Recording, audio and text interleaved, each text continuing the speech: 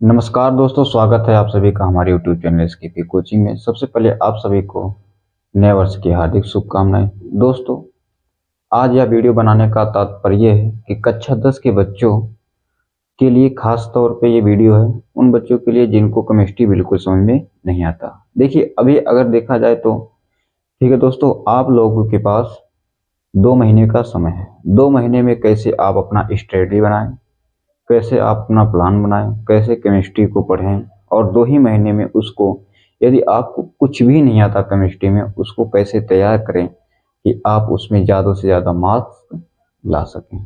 तो दोस्तों, इसके लिए यदि आपको केमिस्ट्री बिल्कुल नहीं आती है और आपको हिंदी पढ़ना आता है तो बस कुछ ही बातों का बहुत मेन पॉइंट होता है। कुछ ही बातों को पॉइंट बना लीजिए आप मुख्य रूप से, उसको आप स्मरण कर लीजिए, याद कर लीजिए। गारंटी है आप अच्छे से अच्छे केमिस्ट्री सीख ले जाएंगे। वैसे तो दोस्तों, केमिस्ट्री सीखने के लिए सबसे पहले आवर्त सारणी सीखिए, फिर उसमें उपस्थित तत्वों का स्थान सीखिए, परमाणु क्रमांक सीखिए। ठीक है दोस्तों, बहुत सारे नियम होते हैं, लेकिन हम वहाँ पर किसी भी नियम का बात नहीं करेंगे कि वहाँ से आप चलिए वहाँ पर सीखिए। ठीक है, अब आपके पास समय नहीं है ज़्यादा, तो आप देखिए आवर्त सारणी में कुल मिला के 118 तत्व हैं। ठीक है दोस्तों, जिसमें से कुछ तत्वों को आपको याद करना है। उसमें याद क्या करना है?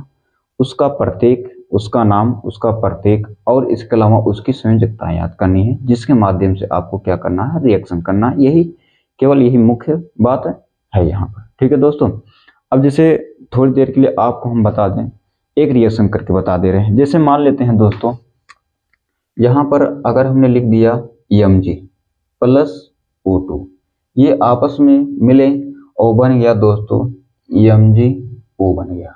ठीक है, यहाँ पर MgO बन गया। लेकिन बात ये है दोस्तों कि ये आपस में मिले कैसे।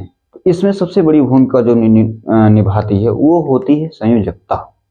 यदि आपकी संयोजकता, तत्वों की संयोजकता यदि कंप्लीट है, तो उस संयोजकता के माध्यम से आप रिएक्शन को बहुत अच्छे तरीके से बैलेंस कर सकते हैं, उसको संतुलित कर सकते हैं। जो कि पेपर में 4 नंबर का बैलेंस समीकरण, अर्थात समीकरण को बैलेंस कीजिए, संतुलित कीजिए, ये पूछता है। असंतुलित दिया रहता है या रिक्त स्थान दिया रहता है, उसको भरना रहता है, वो पूछता है। या फिर उसके शब्द समीकरण दिए रहते हैं, उसको रासायनिक समीकरण में परिवर्तित करना रहता है, संतुलित रासायनिक समीकरण में। तो ये सब कैसे कर पाएंगे, उसके लिए दोस्तों यहाँ पर हमने कुछ तत्वों की सूची बनाई हुई है। ठीक है दोस्तों, आप इसमें से कुछ ऐसे तत्व हैं, है तो बहुत से तत्व, लेकिन कुछ ऐसे ही तत्वों को हम लेकर के आए हैं कि जिनकी रसायन विज्ञान में उपयोग लगभग 90 से 95% तक की जाती